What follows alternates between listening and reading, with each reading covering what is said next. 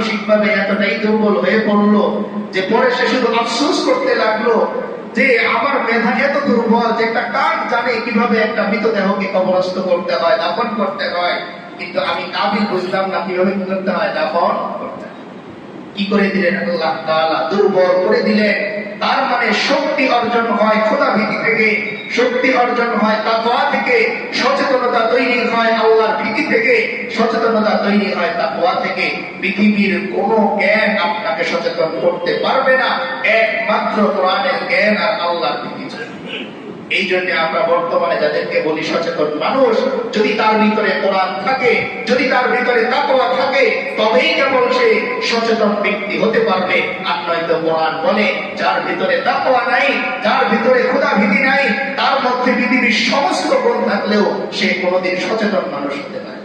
তার মানে সচেতন নাগরিক তৈরি করার জন্য আগে প্রথমে তাকে তাকওয়ার ট্রেনিং করানো লাগবে। কি করানো লাগবে? আপনি একা কয়টা মানুষকে অন্যায় থেকে দূরে রাখতে পারবেন? রাসূল করিম সাল্লাল্লাহু আলাইহি ওয়াসাল্লাম রাহবার ছিলেন, সাহাবায়ে কেরামের মধ্যে তাকওয়ার ট্রেনিং যখন করিয়ে দিলেন, দূর দূরান্তে সাহাবায়ে কেরাম চলে গেছেন, কিন্তু গুনাহ করা থেকে রাসূল করিম সাল্লাল্লাহু আলাইহি ওয়াসাল্লামের দূরে রাখা লাগেনি, বরং নিজেদের মধ্যেই রাডার তৈরি হয়ে গেছে যে ওনারা নিজেরাই গুনাহ থেকে দূরে থাকবে। আজকাল সমাজের মধ্যে এত আলোচনা, এত নসিহত, এত ওয়াজ, এত মাহফিল, এত বয়ান হওয়ার পরেও পরিবর্তন কেন হচ্ছে না? কারণ আমরা ট্রেনিং পূর্ণ করতে পারতেছি। আলোচনা আমরা শুনতেছি, বয়ান আমরা শুনতেছি, ঘন্টার পর ঘন্টা শুনতেছি, কিন্তু বয়ান থেকে যে খোরাক আমার নেওয়া দরকার, এই খোরাক আমি নিচ্ছি। বয়ান কোনোদিন মানুষকে পরিবর্তন করতে পারে না যদি সে নিজে পরিবর্তন না হয়। এজন্য রাসূল করিম সাল্লাল্লাহু আলাইহি ওয়াসাল্লামের কাছে এক সাহাবী আসলেন অনেক দূর থেকে, এসে বললেন আউসিনি ওয়ালা তাজিদ। সাহাবায়ে কেরাম রাগ করলেন, ওই লোক এসে বলতেছে সবার মাঝখানে দাঁড়িয়ে, ইয়া রাসূলুল্লাহ আমাকে কিছু ওসিয়ত করেন, বাকি ওয়ালা তাজিদ বেশি বলেন। বলেন তো সাহাবায়ে কেরামের সামনে কেউ যদি এসে বলে বেশি কথা বলেন, অল্প করে ওসিয়ত করেন, তো সাহাবায়ে কেরাম রাগ হবেন না? যাকে দিলের থেকেও বেশি ভালোবাসেন, ফিদাকা বি উম্মি ইয়া রাসূলুল্লাহ যারা বলেন, যারা যুদ্ধের ময়দানে নিজেদের বুক পেতে দেন যে আমার রাসূলকে একটা আঘাত করবে আমি বেঁচে থাকতে, এক ফোঁটা রক্ত থাকতে আমি সেই সুযোগ দিব না, এই মানুষগুলোর সামনে আরেকজন এসে বলতেছেন আউসিনি ওয়ালা তাজিদ, আমাকে নসিহত করেন বাকি বেশি বলেন। রাসূল করিম সাল্লাল্লাহু আলাইহি ওয়াসাল্লাম বললেন কুল আমানতু বিল্লাহি সুম্মা ইসতাকিম। শেষ নসিহত। কতক্ষণ লেগেছে এই বয়ান করতে? 1 মিনিটও। শুধু বলে দিয়েছেন কুল আমানতু বিল্লাহ, তুমি তোমার জবান দিয়ে বলো আমি আমার রবের প্রতি ঈমান আনলাম, সুম্মা ইসতাকিম, এরপর মৃত্যু পর্যন্ত এই দাবির উপর অটল থেকো। ওই লোক বললেন ঠিক আছে কাফা, যথেষ্ট। তিনি চলে যাচ্ছেন। আল্লাহ রাসূল সাল্লাল্লাহু আলাইহি ওয়াসাল্লাম বলতেছেন ওয়াল্লাহি লাকাদ ফাজ। এই ব্যক্তি যদি এই কথার উপর আমল করতে পারে, আমি আমার রবের শপথ খেয়ে বলতেছি সেই শপথ।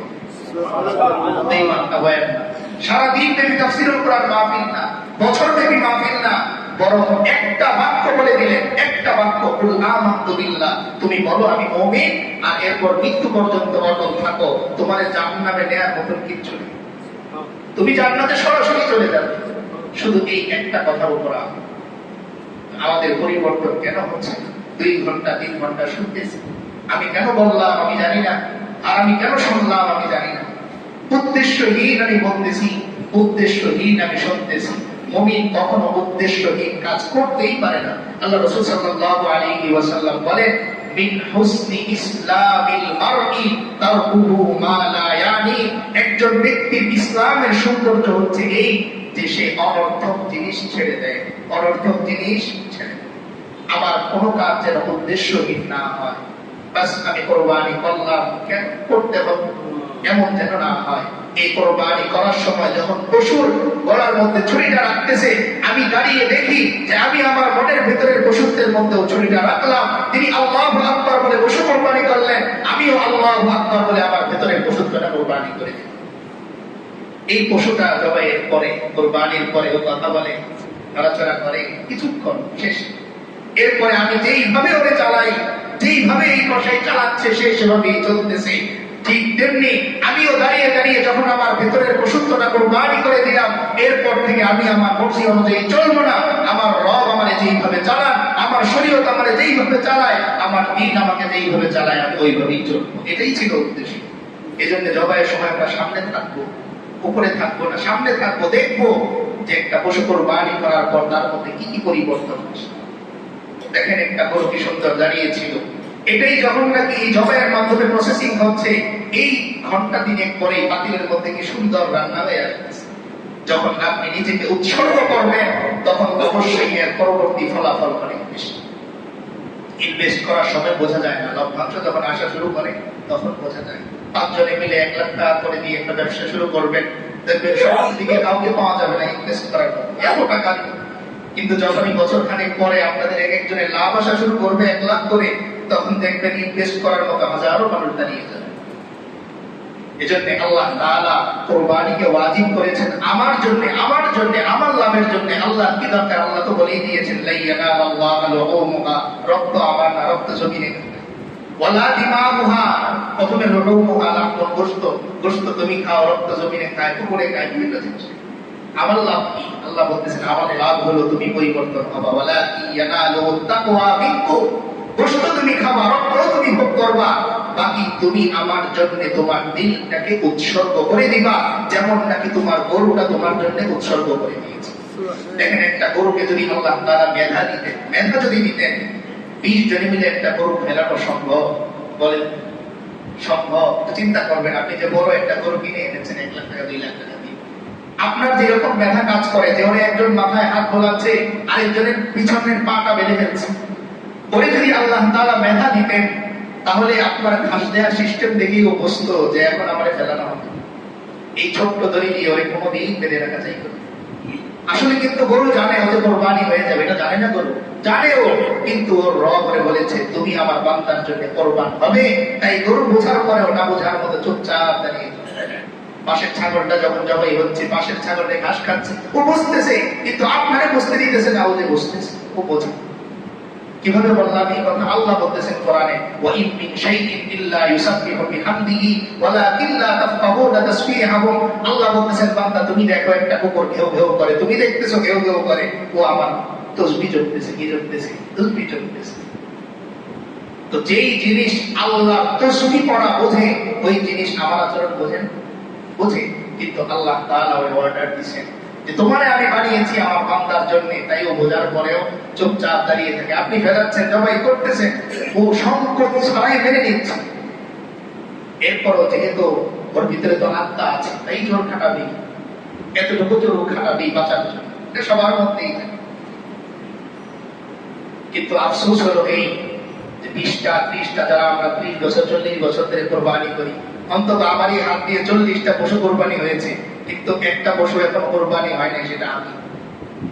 শুনতে কষ্ট লাগলেও আমি আমাকে বলতেছি, আমি এখানে বসে আমাকে বলতেছি, এই জন্য কেউ কষ্ট নেবেন না। 40টা পশু আমি কোরবানি করেছি আমার হাত দিয়ে, কিন্তু একটা এখনো রয়ে গেছে, সেটা আমি। আমার ভেতরের যে পশুত্ব, এটা আমি কোরবানি করতে পারি।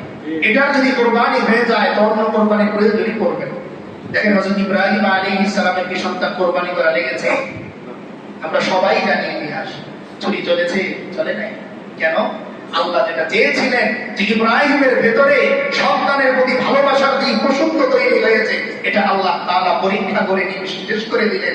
যখন তিনি তার রবের জন্য সন্তুষ্ট হয়ে গেলেন, সন্তানও সন্তুষ্ট হয়ে গেল যে অবশ্যই আপনি ইনশাআল্লাহ ওয়া মিনাস সাবিরিন, আল্লাহর জন্য আমাকে ধৈর্যশীল পাবেন। আল্লাহ বললেন পরীক্ষা কমপ্লিট, ফাতাম্মাহুন, পরীক্ষা কমপ্লিট, যাও পুরস্কার স্বরূপ জান্নাত থেকে দুম্বা নিয়ে যাও, ওটাই জবাই। সুবহানাল্লাহ। কিন্তু আমাদের জন্য এই কোরবানির বিধান কেন রয়ে গেছে? যেন এর মাধ্যমে আমি প্রতি বছর নিজেকে নতুন করে পরিবর্তন করি। শুধু পশু না, আমার ভেতরের পশুত্বটা যেন আমি কোরবানি করি।